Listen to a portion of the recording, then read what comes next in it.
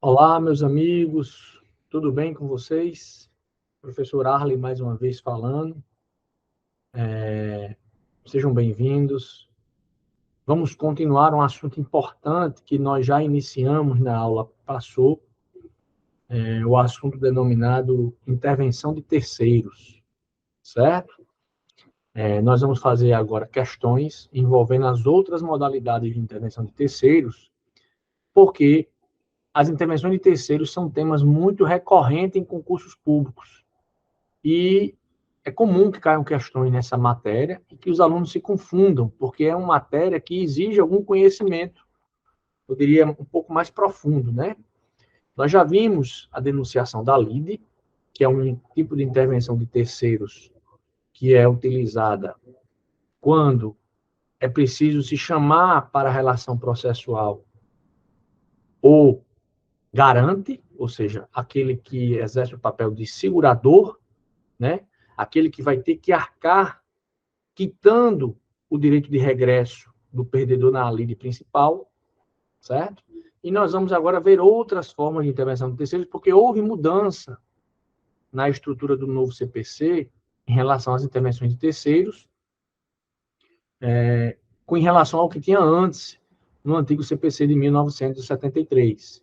Pois duas modalidades de intervenção de terceiros foram deslocadas no código, né? Não há mais como intervenção de terceiros a nomeação à autoria e a oposição. Elas foram deslocadas para outros trechos do Código de Processo Civil.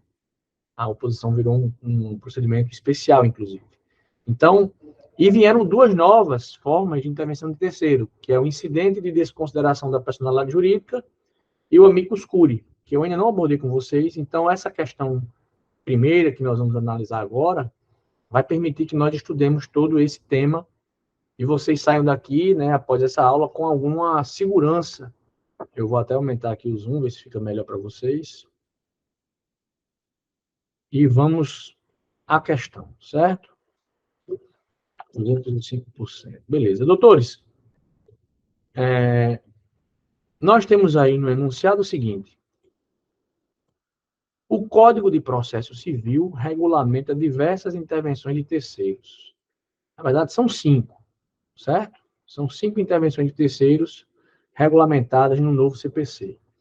Assinale a afirmativa que dispõe corretamente sobre as espécies de intervenção de terceiros. Nós temos a primeira, letra A, diz o seguinte: nos casos em que é cabível a denunciação da lide,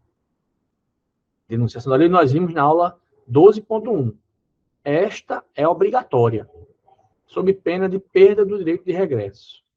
O CPC diz o seguinte, que se você não denunciar da lide, o garante, ou seja, vamos lembrar do exemplo, que aí através do exemplo a gente nunca esquece.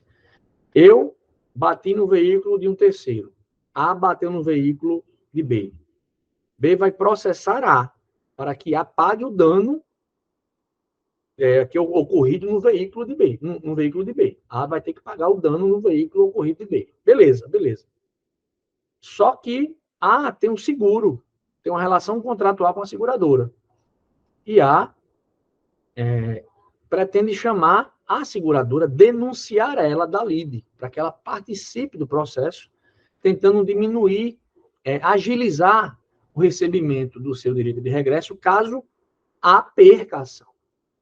Mas essa denunciação da lide, ela não é obrigatória. Ela não vai fazer com que A, caso esqueça ou por alguma conveniência do próprio A que bateu no carro, de tese de defesa, caso o A compreenda que não vale a pena chamar a seguradora, caso ele perca o processo, ele não fica impedido de buscar, através de uma ação própria, o seu direito de regresso. Então, a letra A, ela afirma algo que não é verdade, ao dizer que a denunciação da lide é obrigatória. Isso não é verdade, certo? Nós temos aqui, no artigo 125, o seguinte, é admissível a denunciação da lide promovida por quaisquer das partes. Beleza. Parágrafo 1º. O direito regressivo será exercido por ação autônoma quando a denunciação da lide for indeferida, deixar de ser promovida, ou seja, o próprio denunciante não a faz, ou quando não for permitida. Então, o que a alternativa A afirma é que ela é obrigatória e que, por isso, o denunciante perderia o direito de regresso. E não é isso que o CPC diz, certo? O CPC diz que o direito de regresso permanece rígido, permanece válido, correto? Apenas a denunciação da lide visa diminuir uma etapa do processo, a necessidade de uma nova ação, caso o denunciante perca a ação, porque aí vai se economizar etapas, vai se buscar mais celeridade na concretização desse direito de regresso. Então, a alternativa A está errada. Bom, nós já tínhamos estudado um pouco da denunciação da lide na aula anterior, a aula 12, parte 1. Agora nós vamos analisar outro instituto, né, de intervenção de terceiros previsto no novo CPC, e aí nós vamos tentar esclarecer a vocês o que significaria esse chamamento ao processo, né? Uma das formas melhores de nós aprendermos é através do exemplo, certo? O chamamento ao processo, meus amigos, é um instituto de intervenção de terceiros que permite que o devedor solidário, ao ser processado, procure chamar os demais codevedores para a relação processual, também mirando economizar tempo, né? Mirando facilitar o recebimento daquele devedor solidário que pagou a indenização por completo, mirando facilitar o recebimento por parte dele das cotas-partes dos demais codevedores. Então, diz aqui o artigo 130 o seguinte: é admissível o chamamento do processo requerido pelo réu, do afiançado na ação em que for fiador o réu, dos demais fiadores na ação proposta contra um ou alguns deles, e dos demais devedores solidários, quando o credor exigir de um ou de alguns o pagamento da dívida comum. Ou seja, nós estamos trazendo aí para vocês alguns assuntos de direito civil, certo? Então, o que é um fiador? Né, para aqueles que estão agora se ambientando na nossa matéria e também no direito civil.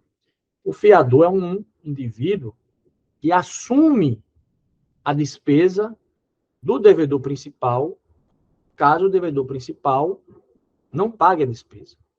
Então, você vai fazer um contrato de aluguel, por exemplo, e você, às vezes, não tem crédito no mercado, né? Você não tem um patrimônio, um crédito no mercado. E aí a imobiliária diz assim, olha, a gente vai lhe alugar o imóvel que você quer morar, mas quem é o seu fiador? Ou seja, quem é aquela pessoa da qual nós vamos poder cobrar os aluguéis, caso você atrase o aluguel. Aí você tem que buscar alguém que seja muito seu amigo, um familiar seu, para tentar fazer com que ele seja o seu fiador. De modo que, caso você não pague os aluguéis, o locador poderá buscar e cobrar e processar para cobrar o seu fiador. Então, se o fiador é processado pelo locador, ele pode chamar ao processo o afiançado, certo? Porque depois, caso ele perca e precise realmente pagar os aluguéis atrasados do afiançado, ele já vai ter economizado uma etapa naquela busca de recuperar os seus valores pagos em face do afiançado. Aí ele é que vai passar a cobrar do afiançado. Então, ele economiza a necessidade de uma nova ação processual. Isso retira etapas do processo. Isso tanto serve para o caso de um fiador, como de vários fiadores, né? Às vezes, o indivíduo possui vários fiadores e ele deixa de pagar, por exemplo, os seus aluguéis, e aí o titular do crédito dos aluguéis, ou seja, o locador, ele pode entrar com ação contra todos os fiadores do afiançado, né, de quem mora na casa, do locatário. Aí todos os fiadores poderiam ser chamados para o processo, se for proposta a ação apenas em face de um fiador. Aí os demais fiadores poderão chamar ao processo. Ou seja, isso economiza a etapa processual, isso economiza a necessidade de um novo processo para cada cobrança da cota-parte dos demais fiadores. E a mesma ideia ocorre no caso dos devedores solidários, certo? Os devedores solidários são aqueles indivíduos que uma dívida solidária é aquela em que há mais de uma pessoa responsável por ela por completo. E o credor pode cobrar a dívida inteira de qualquer um dos devedores solidários. Mas se esse que foi cobrado pagar a dívida inteira, e ele tem o dever de pagar, já que ele é devedor solidário, ele vai poder cobrar dos demais devedores solidários o que nós chamamos de cota-parte dos outros. Se ele chama o processo assim que ele é acionado, né, pelo credor, aí ele vai economizar etapas na recuperação da cota-parte dos demais co-devedores solidários. O objetivo do Instituto, portanto, como também ocorre com a denunciação da lide, é permitir que se economize etapas processuais naquilo que nós chamamos de chance de recuperar, chance de direito de regresso em relação às cota-partes, no caso do devedor solidário, e no caso de uma denunciação lide, em relação ao valor do garante, né? Do direito de regresso em face do garante. Tá joia? Então, são institutos previstos no novo CPC. Aí o artigo 131 fala o seguinte, ó. A citação daqueles que devem figurar em litisconsórcio passivo será requerida pelo réu na contestação e deve ser promovida no prazo de 30 dias, sob pena de ficar sem efeito a referida citação. Então, ele tem que citar as pessoas. Então, eu sou fiador do meu irmão. Aí o meu irmão aluga uma casa. Aí o meu irmão para de pagar os aluguéis dessa casa por algum motivo. O locador, ele vai entrar com ação diretamente contra mim, que sou fiador, porque eu tenho um crédito na praça, imaginemos, né? E aí eu posso, assim que eu for citado, eu vou pedir ao juiz que citar o devedor principal para ele vir compor comigo um litisconsórcio passivo. Nós já estudamos o que é litisconsórcio, né? Litisconsórcio é uma pluralidade de pessoas num dos polos da relação processual.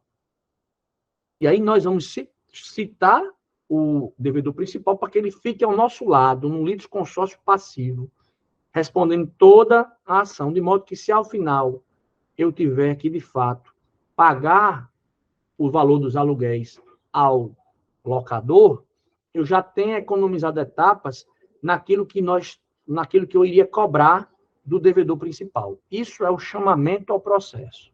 Então, analisando aqui a alternativa B, nós temos a seguinte pergunta, a seguinte alternativa. O chamamento ao processo é intervenção que depende da concordância do autor da ação a ser manifestada no prazo de 15 dias da intimação deste último. Na verdade, o chamamento é um processo, é um direito do réu que independe de autorização do autor, porque ele não vai repercutir de forma relevante no direito do autor, né? O autor vai acabar recebendo o seu valor, seja do fiador, seja do afiançado, porque vai se formar um litisconsórcio passivo. O que o locador quer é receber os seus créditos, receber seus aluguéis. Então, o fato de eu chamar ao processo não atrapalha o direito material discutido de cobrança, né, dos aluguéis. Então, do autor, não. Essa alternativa B está errada, certo? Então, beleza. Falamos da denunciação da lide, falamos do chamamento ao processo, inclusive trouxemos disposições da lei, né? Agora vamos ver aí a próxima alternativa sobre qual forma de intervenção de terceiros ela está tratando.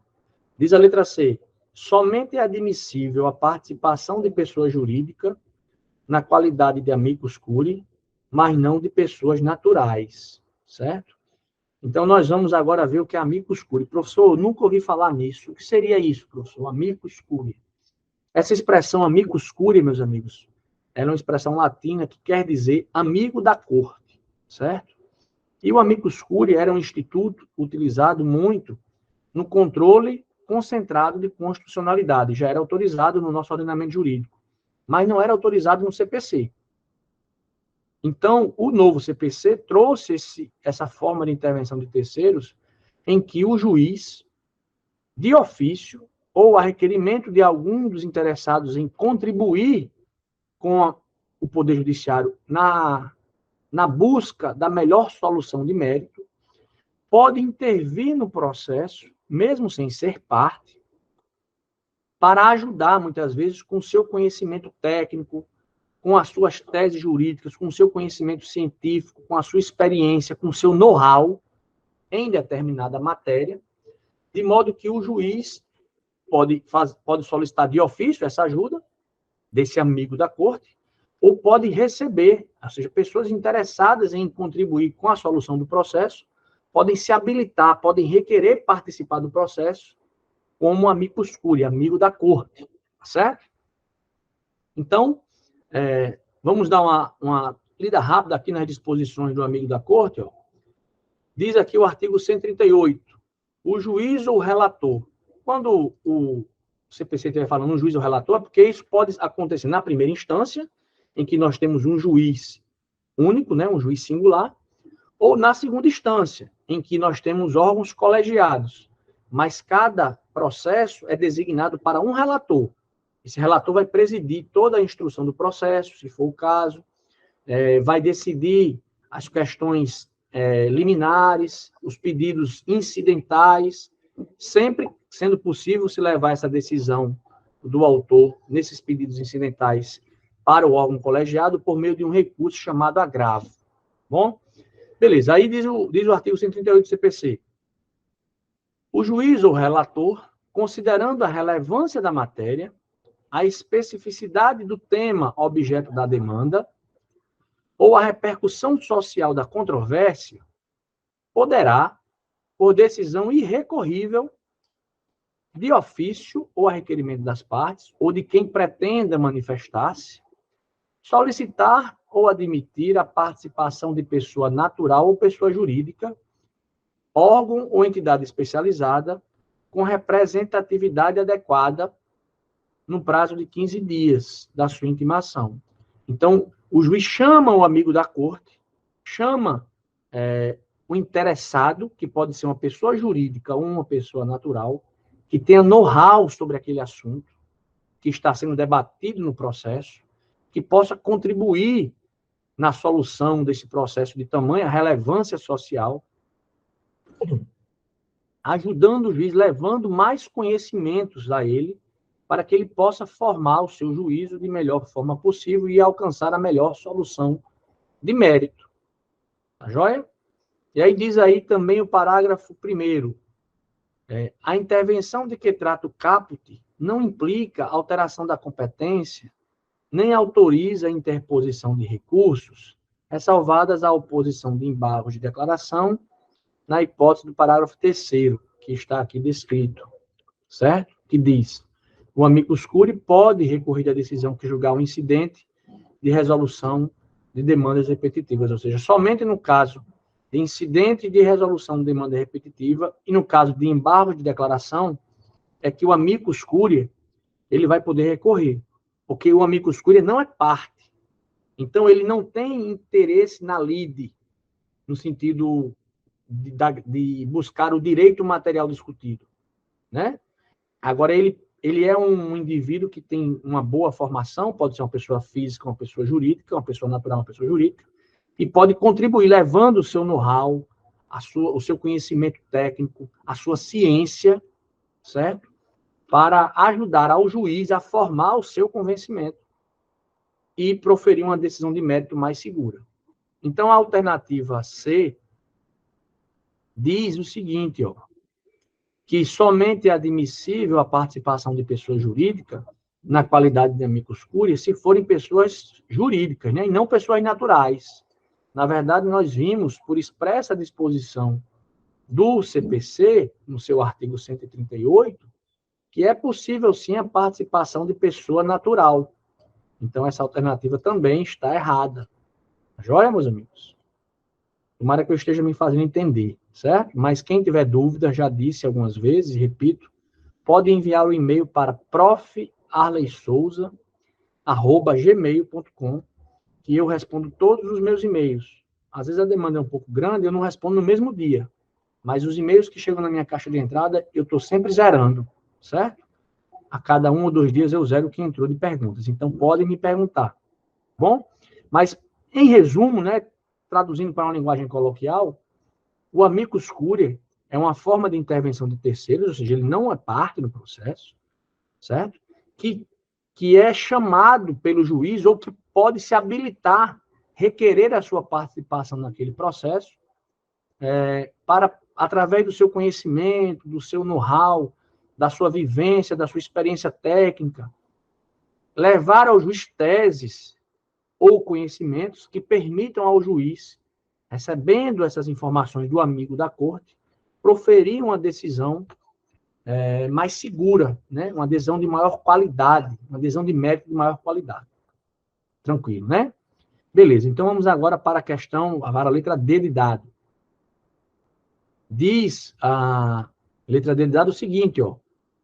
Feita a denunciação pelo autor, o denunciado poderá assumir a posição de litisconsorte do denunciante, mas não poderá acrescentar novos argumentos à petição inicial.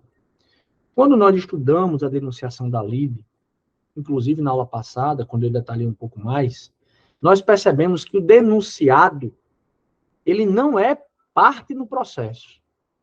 Ele não ingressa como litisconsorte. Porque o que é litisconsórcio, meus amigos? Repetindo, é a pluralidade de partes num dos polos da ação. Então, A entrou contra B com ação para cobrar o dano no seu automóvel que B causou dirigindo. B tem um contrato de seguro com a seguradora Porto Seguro. A relação material que gerou o processo foi a relação entre A e B. O seguro não faz parte dessa relação de dano, certo? Então, o seguro, ao ser denunciado da lide, ele não vai ingressar no processo como litisconsorte, ele não vai ser parte. Ele pode entrar como assistente do réu, né? Do denunciante, mas como litisconsorte, não. Então, quando a letra D diz que o denunciado, a seguradora pode assumir a posição de litisconsorte, ele comete um equívoco, porque a relação, o denunciado não faz parte da relação material de direito que gerou o dano, que, portanto, criou o interesse de A de cobrar de B os valores do dano causado. Então, ele não pode ser litisconsorte. Isso não está correto. Joia? E a letra E, portanto, acaba sendo a nossa resposta correta, que fala o seguinte, ó. Dispensa-se a instauração de incidente de desconsideração da personalidade jurídica se esta for requerida na petição inicial, hipótese em que será citado o sócio ou a pessoa jurídica. Professor, você não tratou ainda dessa modalidade aí de intervenção de terceiros. Eu digo, então vamos tratar agora. Vamos tratar agora, meus amigos. Quando é que acontece um incidente de desconsideração de personalidade jurídica? Muitas vezes, para vocês entenderem a questão, os sócios de uma pessoa jurídica que está sendo ré em um processo, ou seja, A está entrando com ação contra a pessoa jurídica B, que tem vários sócios, certo? E A está querendo cobrar um direito que ela tem em relação à pessoa jurídica. Aí A percebe que os sócios estão, que a pessoa jurídica está começando a transferir seus bens, né?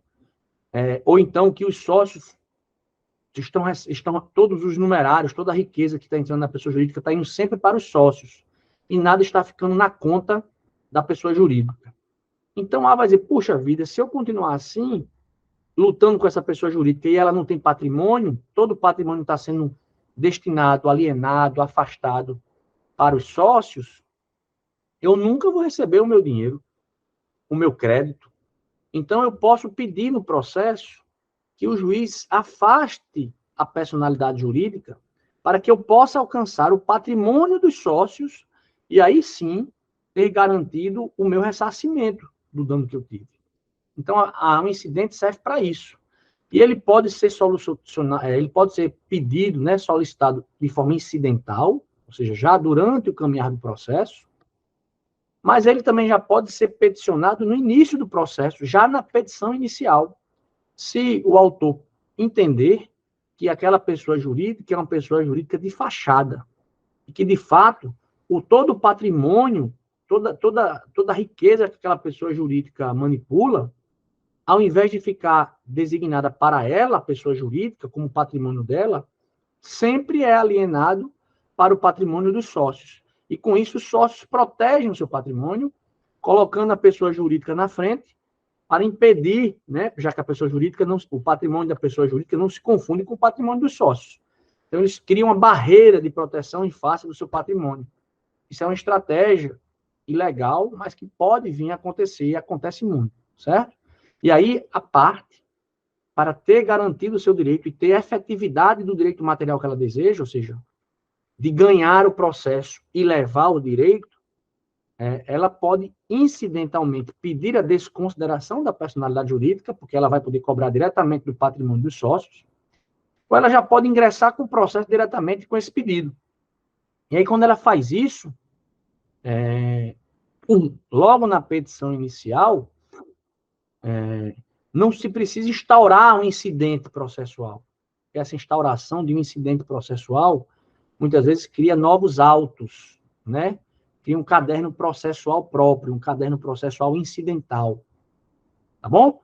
Então, a letra E é a resposta correta, porque se esse pedido já vier na petição inicial, não vai ser necessário a instauração desse incidente, que é nós temos o processo principal aqui, né, entre a e a empresa, e quando se busca a instauração do incidente, se abre, se instaura, se autua outro caderno processual. Hoje é tudo eletrônico, certo? Mas se fosse físico, seria um caderno processual próprio, para se discutir essa possibilidade de desconsiderar a pessoa jurídica para poder buscar diretamente no patrimônio dos sócios. Isso pode ser feito, doutores, tanto nesse viés, né, nessa linha, como também pode ser feito de forma inversa. Ou seja, às vezes, as pessoas físicas que têm nome sujo, por exemplo, elas não deixam nada no seu nome. Elas não conseguem nada no seu nome. Aí você vê ela, por exemplo, morando numa mansão, você vê ela andando de um Evoque, e quando você vai atrás daqueles bens que estão lá indicados e que ela convive até esbanja, nenhum bem está no nome da pessoa que faz uso do bem. Todos estão no nome da pessoa jurídica.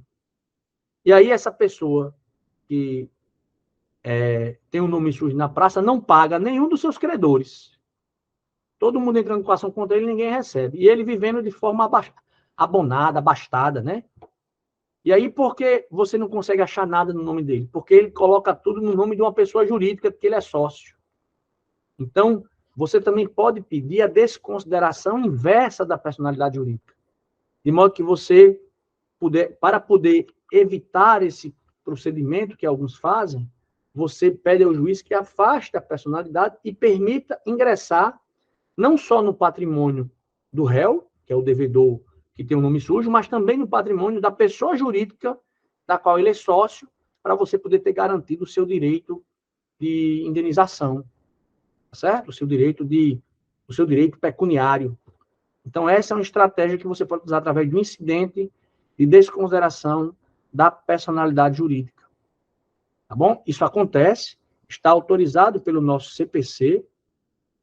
Eu trouxe aqui, nessa disposição aqui, alguns artigos, né, que tratam do incidente de desconsideração de personalidade jurídica, que diz o seguinte, ó, o incidente de desconsideração da personalidade jurídica será instaurado a pedido da parte ou do Ministério Público, quando o Ministério Público puder intervir no processo.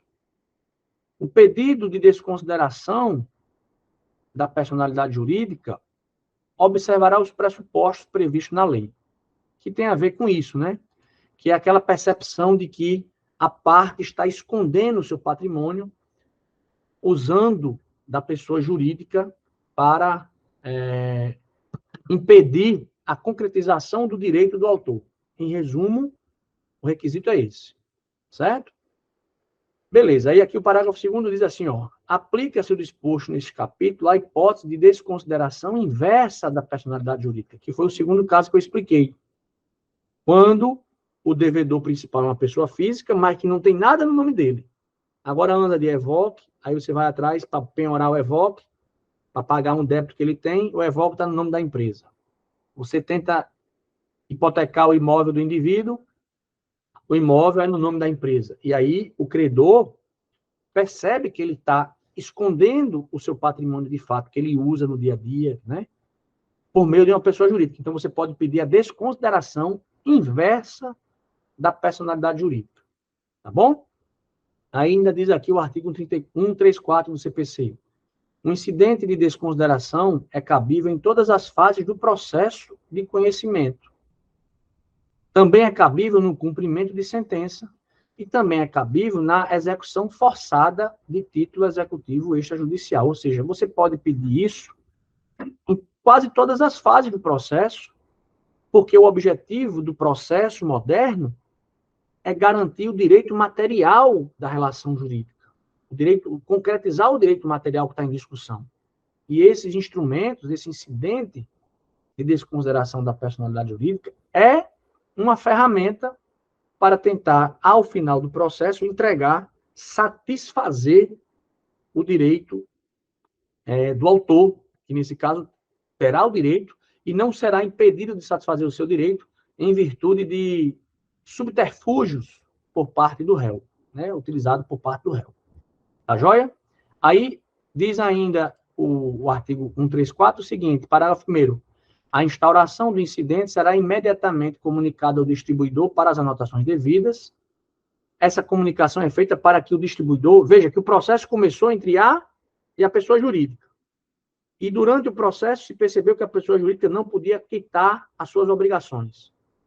Então, você vai ter que pedir o incidente de desconsideração do personalidade jurídico, que você vai acabar chamando para intervir nesse processo os sócios da empresa, né? Então, por isso que você tem que informar ao distribuidor. O distribuidor, meus amigos, é o órgão em que você faz os registros na autuação do processo, qualificando as pessoas que estão participando daquela relação processual, indicando o endereço, indicando quem são os réus, indicando quem são os interessados, quem faz parte de cada polo da relação processual. Esse é o distribuidor. Então, você tem que informar ele que você está instaurando esse incidente, porque naquela relação principal poderá ser que o patrimônio que vai arcar com os débitos daquele que está tendo a sua personalidade jurídica desconsiderada serão os sócios. Então, eles têm que fazer parte, atualizar essa informação no sistema. E aí você informa isso ao distribuidor, beleza? Aí o parágrafo 2º diz ainda, ó, dispensa-se a instauração do incidente e a desconsideração da personalidade jurídica se ela for requerida diretamente na petição inicial, hipótese em que será citado o sócio ou a pessoa jurídica. Então, aí você já cita os dois, né? Você já vai citar o sócio e a pessoa jurídica, tá certo? Diz o parágrafo 3º o seguinte, o incidente, a instauração do incidente suspenderá o processo, salvo na hipótese dela ter sido requerida na petição inicial. Por quê? Porque primeiro vai ter que decidir, o juiz vai ter que decidir, suspende o processo principal, porque o juiz vai ter que decidir aquele incidente. Caso ele tenha ocorrido, tenha sido requerido durante o caminhar do processo, para verificar se de fato, por exemplo, a pessoa jurídica está sendo utilizada para transferir os bens dela para os seus sócios. E com isso, frustrar a execução promovida, a execução futura, né, a ser promovida pelo autor. Então, nesse sentido, sim, o processo fica suspenso até que o juiz decida para saber se realmente tem razão o autor ao solicitar esse incidente. Tá bom? E aí a nossa alternativa que a gente respondeu, né, ela precisava que nós soubéssemos esse parágrafo 2º aqui do artigo 134, tá certo?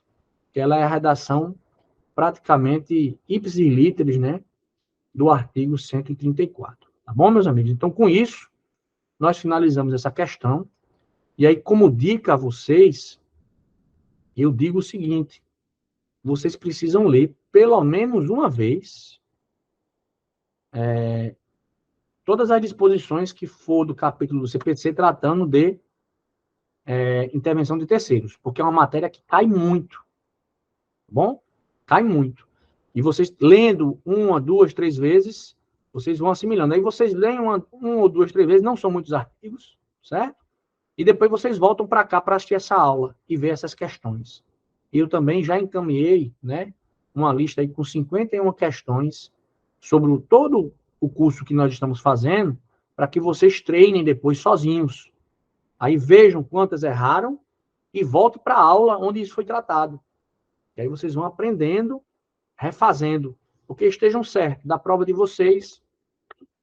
Eu não me surpreenderia nada se das 5 ou 6 questões que vão cair na prova de vocês, todas ou quase todas estejam presentes na minha lista, ou de forma idêntica ou de forma muito similar. Porque a gente sabe que os assuntos mais pedidos geralmente são esses, tá certo? São esses que confundem os alunos. Bom? Então agora nós vamos fazer a segunda, essa aula vai ficar um pouquinho mais estendida, mas essa segunda questão é um pouco mais fácil, né? Então nós vamos abordar ela para finalizarmos essa aula 12, parte 2, tá bom? Fiquem comigo para nós vencermos essa etapa. Concurso da FGV, né? Para vocês, eu só trouxe questões da FGV, certo? Uma vez proposta uma demanda, ou seja, um processo, relativamente à sua modificação, o Código de Processo Civil estabelece o quê? Vejam, depois que o autor propõe a petição inicial, o juiz conhece da petição inicial, faz um juízo de admissibilidade da petição inicial, manda citar o réu para que ele apresente contestação e para que ele vá para a audiência de conciliação e mediação, certo? Aí, depois que tem a audiência de conciliação e mediação, aí se de fato abre o prazo de 15 dias, né, para que o réu apresente a contestação, caso não haja acordo, tá certo? Beleza. Feito isso, apresentada a contestação, em não havendo acordo, o juiz vai dar vai tomar uma decisão no processo que nós chamamos de despacho saneador, certo? De despacho que vai sanear o processo. O que é isso, professor? Ele vai ver com mais detalhes todas as alegações do autor, todas as alegações do réu, quais provas vão ser deferidas por ele e que foram solicitadas pelas partes. E aí ele vai dar um despacho, diríamos assim, tecnicamente o nome é despacho saneador, ou seja, ele vai fazer o saneamento do processo. Ele vai fixar, vai verificar o que de fato está sendo controvertido naquela lide, naquela demanda, o que não foi contestado pelo réu já é tido como verdade. Então, se tiverem afirmações do autor que o réu na sua contestação não trouxe, não combateu, aquelas afirmações que não foram combatidas já podem ser tidas como verdades, que não precisarão ser provadas durante o processo. Então, em relação a essa, já está resolvido. Então, com isso, a gente vai sanear o processo. E aí vai definir o que precisa ser produzido de prova, certo? Já vai verificar o que já foi reconhecido pelo réu e confessado, e aí ele pode até, nesse momento, dar uma sentença já para concretizar o que já foi aceito pelo réu, certo? Chama-se sentença parcial de mérito. Então, o juiz vai dar esse despacho saneador. A pergunta quer saber o seguinte: até que momento o autor pode mudar o conteúdo da demanda, ou seja, dos pedidos que ele vai trazer para o processo, até que momento ele pode fazer isso? A lei diz que o momento que ele pode fazer isso é o momento do saneamento do processo, certo? E ele fazendo isso até esse momento, vai ser reaberto o prazo de citação, o réu vai ter que ser chamado de novo para contestar essas mudanças que vierem a ser promovidas pelo autor, mudanças do pedido, tá certo? Então, vamos aqui ler o nosso artigo 329 do CPC, que diz o seguinte, ó: o autor poderá, até a citação, que é aquele ato que nós chamamos o réu para o processo, aditar, alterar o pedido da causa ou causa de pedir, independentemente do consentimento do réu. Ou seja, enquanto o réu não for citado, o autor pode aditar ou alterar o pedido e a causa de pedir. Beleza. E também tem outra opção, inciso 2, que diz assim: até o saneamento do processo, o autor poderá aditar, alterar o pedido, a causa de pedir, desde que o faça com consentimento do réu, certo? Assegurado o contraditório, mediante possibilidade de manifestação deste, ou seja, do réu, no prazo de 15 dias, facultado o requerimento de prova suplementar. Então, até existem dois momentos aí em que se poderia alterar a demanda, né? A demanda é o processo, é o pedido que vai ser buscado pelo autor. Pedido é causa de pedir. Bem, se ele fizer essa alteração até o réu ser citado, ele pode fazer essa alteração independentemente do consentimento do réu. Mas depois que o réu é citado, aí ele ainda tem outra chance, se ele precisar mudar os pedidos e as causas de pedir dele, ou seja, alterar a demanda. Demanda compreende pedido e causa de pedir, certo? Aí ele vai poder fazer essa alteração na demanda, ou seja, no pedido e na causa de pedir, até o saneamento do processo, até esse momento em que o juiz vai fixar essas questões controvertidas, fixar quais são as provas importantes. Agora, se ele fizer isso até o saneamento, o juiz vai ter que abrir novamente o prazo de 15 dias para que o réu se manifeste, inclusive possa pedir provas também suplementares. É isso que está expresso aí no nosso artigo 329, inciso 2. Era isso que os amigos teriam que saber para solucionar essa questão. Então, vamos às alternativas e nós vamos ver o seguinte, ó. Uma vez proposta uma demanda, relativamente à sua modificação, ou seja, o que é modificar a demanda? É modificar o pedido ou a causa de pedir, certo? Adicionando algo, substituindo o pedido por outro, certo? Beleza. O Código Civil estabelece que o autor poderá, até a citação, aditar ou alterar o pedido. É verdade. Desde que o réu não tenha sido ainda citado. Aliás, independentemente do consentimento do réu, porque como o réu ainda não foi citado, a demanda não se estabilizou, certo? A relação processual ainda não se formou. Então, se ele fizer isso até a citação, ele nem precisa do consentimento do réu, porque o réu ainda vai ser citado para se manifestar sobre o que ele trouxe no processo, sobre o que ele está pedindo, sobre a causa de pedir.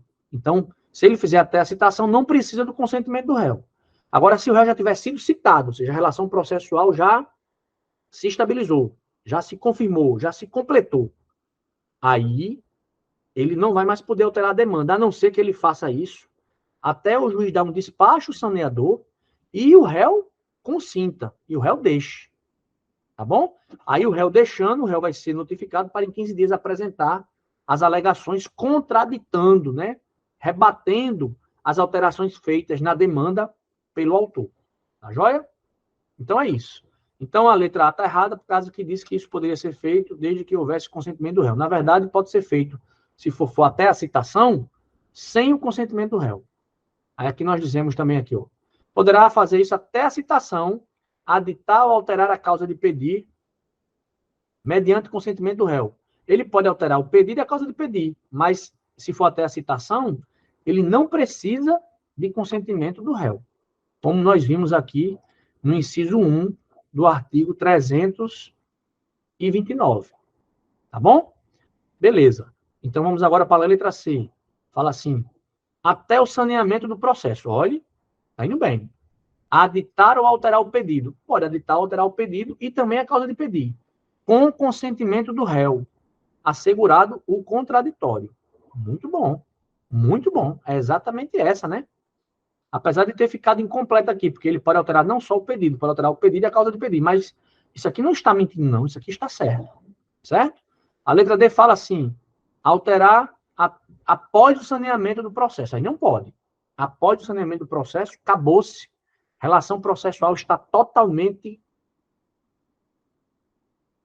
A partir dali, ele não pode mais alterar nem o pedido, nem a causa de pedir, mesmo se o juiz autorizar. Não pode. Né? Se o juiz autorizasse, o juiz estaria agindo de forma ilegal. Certo? E a letra E diz assim, alterar até o saneamento do processo, beleza. Aditar ou alterar a causa de pedir, beleza. Aí ele fala sem o consentimento do réu. Não, teria que ser com o consentimento do réu. Então, a resposta correta aí, a letra C, né? Com base na nossa explicação e no que dispõe expressamente o artigo 329. Tá bom? Então, com isso, nós encerramos essa aula 12, aula do processo 12, parte 2, certo? Eu agradeço aí a atenção de todos, espero que eu tenha ajudado.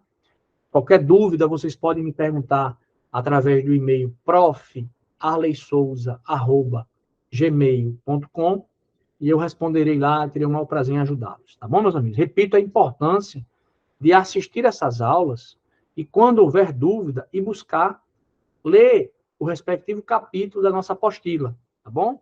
Um prazer estar com vocês, continuem estudando, confiem em vocês, que estejam certos que o sucesso de vocês vai ser proporcional ao suor que vocês se dedicarem, que vocês tiverem ao longo da caminhada, na busca desse objetivo. Tá bom? Um abraço, tudo de bom. Primeiramente, eu quero parabenizar a você que chegou até aqui nesse vídeo, estudando o processo civil conosco, estudando direito civil conosco, ou direito eleitoral conosco. É um prazer tê-lo no nosso canal, recebendo conteúdo de qualidade que vai lhe ajudar na sua formação jurídica e também para que, se você pretender entrar em concursos públicos. Esse projeto é um projeto pessoal que eu tenho, que visa distribuir conhecimento com razoável qualidade, mas se você gostou desse conteúdo e entende que esse conteúdo lhe ajudou no seu engrandecimento, e se você quer me ajudar nesse projeto, eu ficaria muito grato se você pudesse fazer um Pix para o número que aparece aí na sua tela, de modo que esse projeto possa ser incrementado, aumentado, já que até o presente momento eu tenho investido todas essas aulas, todas essas edições, têm sido financiadas por mim mesmo, com recursos próprios, e para eu poder expandir o projeto, eu preciso da sua ajuda. Então, qualquer valor que você fizer de Pix para o número que se apresenta aqui na sua tela será bem-vindo, não é obrigatório, só faça se você entender que vale a pena e que você queira, caso você queira ajudar na expansão desse projeto educacional do professor Arley Souza, e se você fizer, ficarei muito grato. Se não fizer, não tem problema, nós vamos tentar devagarinho expandir esse projeto, mas se você puder nos ajudar, ficaremos muito gratos. Um Pix de qualquer valor. Seria, eu diria, uma ajuda, né, uma contribuição para que a gente possa incrementar esse nosso projeto. Bom, eu agradeço a atenção de vocês, continue nos estudos, a formação da gente ela é um caminho constante ao longo de toda a nossa vida, e se você pretende alcançar algum concurso público, não pode parar na metade. Muito obrigado e até a próxima.